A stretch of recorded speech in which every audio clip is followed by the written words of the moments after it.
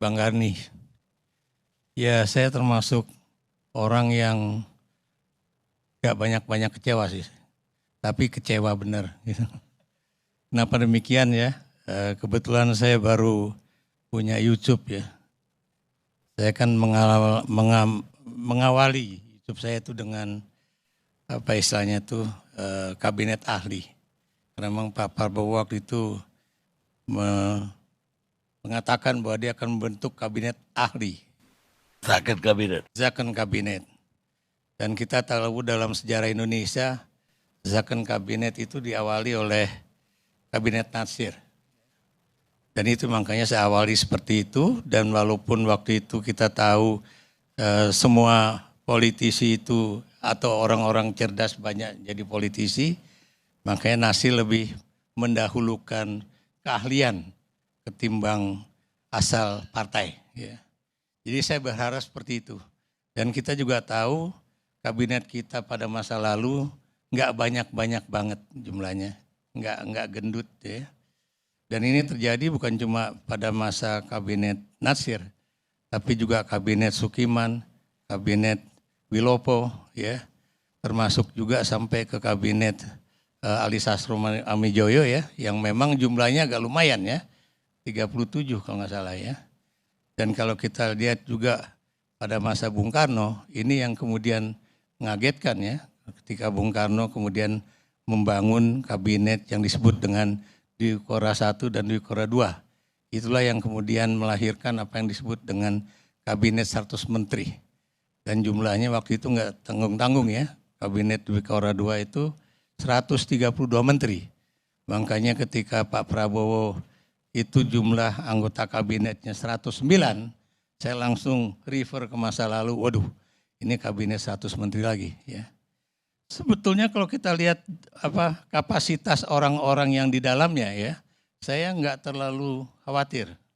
Cuma kok banyak banget begitu loh. Saya beri contoh ya, nanti mungkin teman-teman dari hukum tata negara bisa melihat ya. Sekarang menteri yang menangani bidang hukum dan hak asasi manusia yang tadinya cuma ditangani oleh satu menteri, banyak sekali. Ada Menko-nya, kemudian ada menteri hukumnya, ada menteri HAM-nya, dan Anda tahu satu menteri Bang, itu harus punya berapa dirjen. Dan dari dirjen itu kemudian masih ada juga irjen dan sebagainya ya. Ini baru kita lihat dari segi birokrasi. Dan kita juga baca ya dari berbagai komentar ya. 1 tahun kita akan membutuhkan anggaran 1,95 kalau nggak salah ya, 1,95 triliun rupiah 1 tahun ya. Dan belum lagi nanti jajaran-jajaran di bawahnya. Dan yang kemudian saya juga nggak tahu ya, mengapa Pak Prabowo membuat kementeriannya begitu banyak, sementara apakah beliau memperhitungkan masalah di mana tempatnya? Maksud saya gedungnya ya. Maaf saya biar gimana pun masih punya ikatan dengan lembaga penelitian ya. Dalam hal ini BRIN ya. BRIN itu kemarin didatangi oleh anaknya SBY yang menjadi Harimurti. Agus Harimurti Yudhoyono. Dia datang ke BRIN dan kemudian langsung dia pakai foto ya. Dan kemudian dia udah dapat gedung dekat istana, ya nggak jauh ya. Dan kemudian inilah yang akan menjadi kantor untuk para Menko. Kagetlah teman-teman yang ada di BRIN, kenapa demikian? Karena itulah tempat di mana para peneliti dan perekayasa berkantor. Kalau itu diambil, berarti lagi-lagi ini Presiden Prabowo ini tahu nggak bahwa biar gimana pun yang namanya riset dan teknologi, kalau kita ingin mencerdaskan bangsa, itu sangat penting ya. Jadi ini yang kemudian untungnya kemudian diralat ya oleh AHY bahwa oh bukan gedung itu tapi gedungnya Pak Luhut ya yang dulu menjadi kantornya maritim dan investasi. Karena memang itu gedungnya dalam satu wilayah yang sama ya. Jadi gitu Bang, saya melihat bahwa ada apa lagi macam-macam Bang yang terjadi setelah itu ya. ada seorang menteri yang ini anggarannya kecil banget, cuma dikasih sekian miliar gitu kan. Padahal kalau kita mau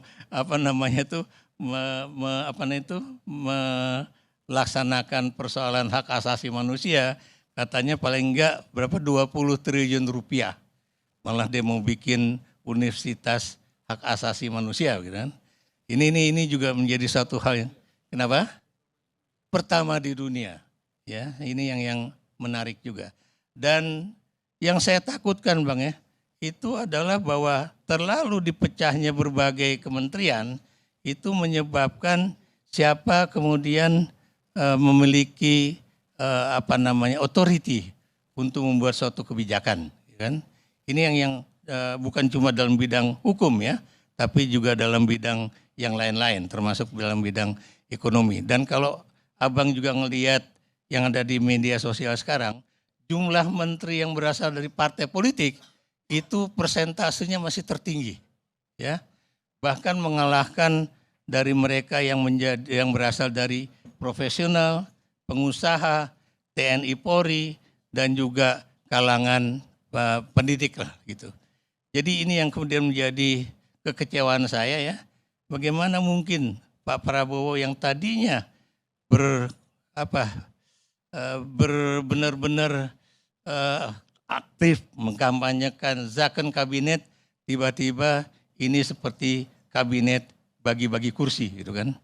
Dan kalau kita perhatikan Bang bukan cuma dari sisi keuangan negara yang boleh dikatakan sedang kesulitan, tapi juga dari sisi koordinasi, kemudian dari sisi di mana mereka bisa berkantor, dari sisi juga logistiknya, pembagian pegawai. Karena Anda tahu bahwa pegawai negeri itu memang banyak, tapi sedikit. Maksud saya banyak tuh jumlahnya banyak, tapi kalau dilihat siapa yang benar-benar capable untuk menangani misalnya persoalan protokoler atau kemudian menjadi orang yang motor gitu di dalam ini sangat sedikit Bang. Makanya kemudian membaginya itu bagaimana nantinya ya. Ini hal-hal yang buat saya sangat riskan. Yang terakhir tapi penting yang tadi saya katakan soal anggaran ya. Kalau menggebu-gebu Pak Prabowo mengatakan bahwa kita akan mencerdaskan kehidupan bangsa, ikut serta dalam ketertiban dunia ya dan sebagainya. Tapi kalau kemudian anggarannya itu Bang ya sudah lebih banyak habis untuk birokrasi, belum lagi nanti kalau distribusikan ke daerah itu menurut angka Bang uang untuk pusat itu tinggal 1,2 sampai 1.200 atau 1.400 triliun rupiah. Apalagi tahun depan kita harus membayar bunga hutang yang jumlahnya 800 triliun rupiah.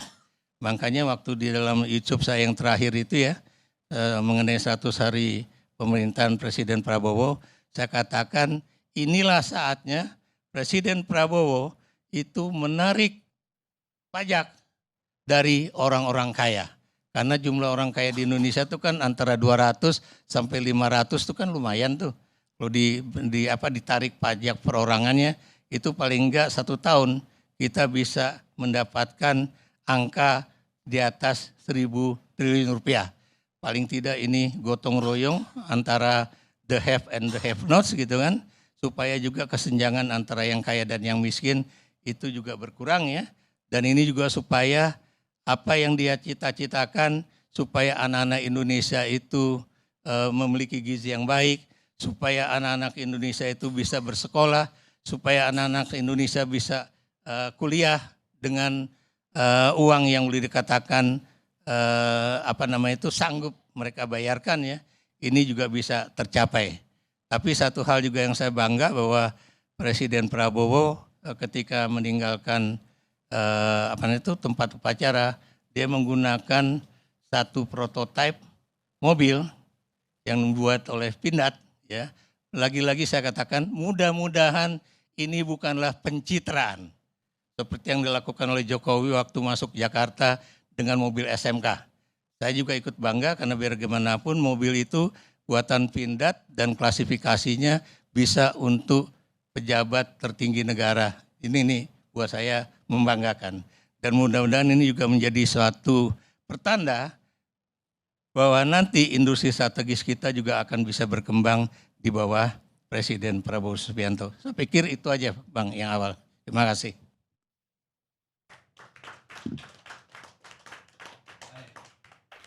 Kalau dari orang-orangnya nggak ada masalah bagi Prof.